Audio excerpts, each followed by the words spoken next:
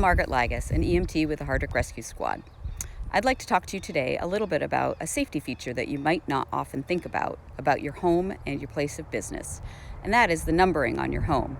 I'm going to give you some good examples of numbering and some not so good examples.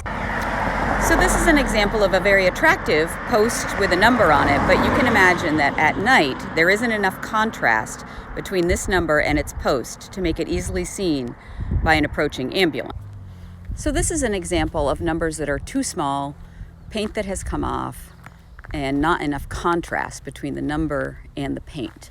And you can see that even on the other side, although they have larger numbers, they're no longer clear and need to be redone.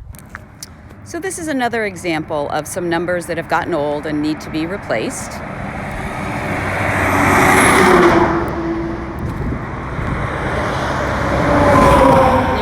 That the problem exists on both sides of this mailbox. So here's an example where a number has fallen off the mailbox, but because they have the green reflective numbers, they're still all set and we would easily be able to find them. Let's check out the other side of this mailbox. And so not quite as good on this side, and you never know which side the ambulance is coming from, but you will see that on this side it's in three places, but the reflective one on the back of the post might be a little difficult to see. And here is a mailbox with very large, bright numbers on it. So these would be very easy to see approaching, even if you're driving at a fairly decent clip. And you will see there's no numbers on this side of the mailbox, so that's not so great. You want numbers on both sides of your mailbox.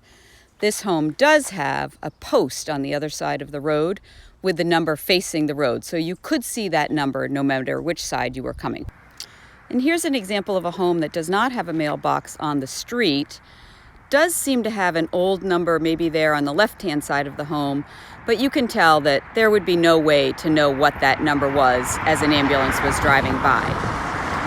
So things to consider when you're numbering your house or renumbering your house is don't forget that once you've painted your home or re-sided it, you need to put those numbers back on. That over time, you probably should take another look at your mailbox and make sure that the numbers are easily visible, that they are large enough to be seen as a vehicle is driving by, and that if your home shares a driveway with another home, at the point where the driveway splits, there's some way for the emergency vehicle to know which home goes with the right number. So thank you for considering to take a look at the numbers on your home and make our job of providing you safe and quick response to your emergency a lot easier.